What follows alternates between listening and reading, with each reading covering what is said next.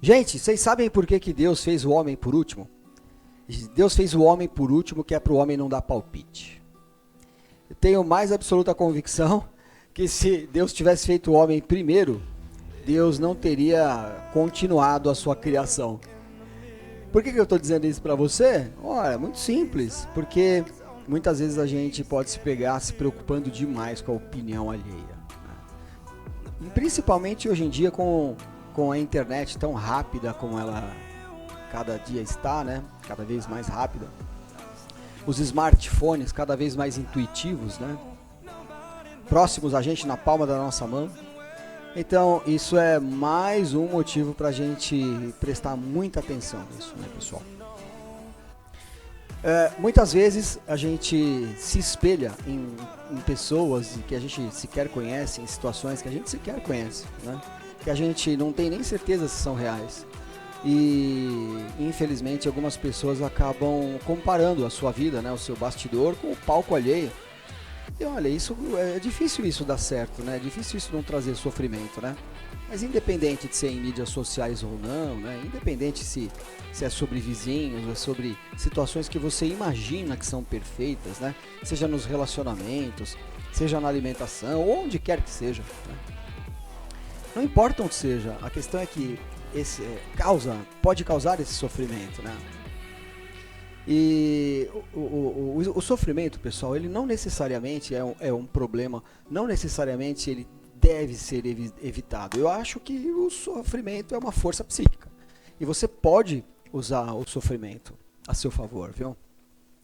Olha, pensando muito friamente, eu já parei para pensar, já parei para analisar, e muitas vezes o sofrimento foi uma mola propulsora, foi uma força inicial, é uma energia, uma força psíquica, né? Se você pôr na balança mesmo, muitas vezes um sofrimento que fez a gente, que foi causado ou pela gente mesmo, né? Ou por alguém, afinal de contas, muito raramente você consegue ser prejudicado por alguém tão quanto você pode se prejudicar, né? Não tenho a menor dúvida que nós normalmente podemos ser o nosso maior inimigo. O que eu penso a respeito do sofrimento é que ele nada mais é do que uma escola acelerada da vida. Então, o único problema com o sofrimento é se ele trouxer nos limites as duas coisas no limite, né? No fim do dia seria aquele sentimento de que nós estamos abandonados, que nós somos sozinhos, o vitimismo, né? Fui abandonado por Deus, Deus quer melhor o fulano que o ciclano, enfim, quer melhor ele do que eu, né? Ou o contrário, né? O excesso de coragem, né? Que é quando você acredita que não precisa de ninguém, que você não precisa de Deus, não precisa de ninguém. Então esse excesso de coragem também é muito problemático, né? Então nem a covardia, pessoal, e nem a coragem, que a nossa vida ela precisa de sofrimento. Eu não digo que a gente deseje o sofrimento. Eu não acho natural, eu não acho normal, eu não acho racional você desejar o sofrimento. Mas acredito sim que o sofrimento é uma escola e que ele pode com certeza se transformar, se você quiser, numa energia, né, psíquica propulsora para você, naquele momento, é o que você tem, se é isso que você pode usar, aprender a usar o sofrimento como algo positivo, seria uma excelente estratégia. O que mais acontece na vida da gente, pessoal, são altos e baixos da vida. Então, se você parar para comparar todos os altos, né, da sua vida com os baixos da sua vida, se você parar para analisar friamente, onde você aprendeu mais, né? Foi nos altos ou foi nos baixos, né? Então, não que a gente deseje, né, os problemas da nossa vida, o sofrimento, estar em baixa na nossa vida. Eu acho que, como eu disse, eu acho que não é desejável isso não. Mas eu tenho para mim que a força psíquica que a gente precisa, muitas vezes, ela vem nesses momentos mesmo, quando a gente não tem uma saída visível, né? E tudo que a gente tem é uma força dentro da gente para continuar. Uma energia que eu percebo que ela é muito reativa, é uma energia da gente acreditar que nos relacionamentos da gente, ou na alimentação da gente, que a gente vai encontrar a perfeição, né? Essa própria angústia na busca dessa perfeição é justamente esse fator que detona essa reação e faz com que a gente tenha pensamentos compulsivos e aí, a partir desses pensamentos compulsivos, traz ações trágicas, né? Fazemos péssimas escolhas, né? Fazemos justamente aquelas escolhas que nós deveríamos evitar. Então, eu penso que uma frase do Ayrton Senna, e que eu não vejo muito essa frase timbrada por aí nas mídias sociais, mas foi numa entrevista que ele soltou assim um pensamento, e eu assisti essa entrevista há muitos anos atrás, e eu nunca mais esqueci, né, essa frase que ele disse, né?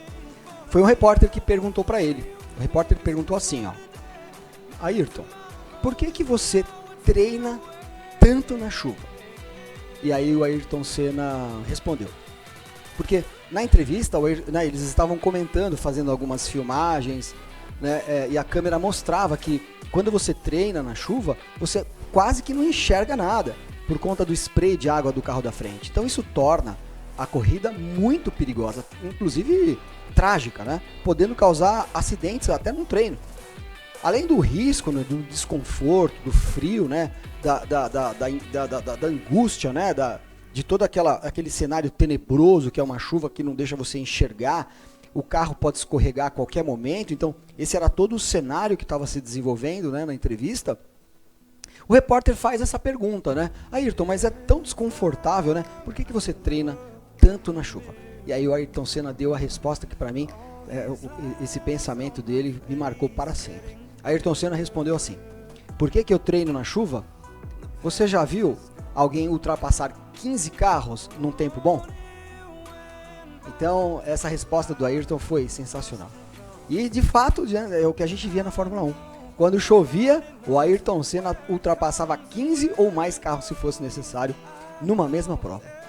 Mostrando para nós, muitas vezes as grandes dificuldades da vida são, na realidade, onde a gente precisa focar, onde a gente precisa melhorar, onde a gente precisa estudar, a gente precisa evoluir, a gente precisa se desenvolver, porque é nesses momentos que nós damos um grande salto. Enquanto a maior parte das pessoas desiste, é justamente nesses momentos que nós temos que nos fortalecer e aí despontar como um referencial e encontrar, né, a nossa melhor versão, procurar a nossa excelência no dia a dia, enquanto navegamos entre as dúvidas, entre os erros, entre os acertos.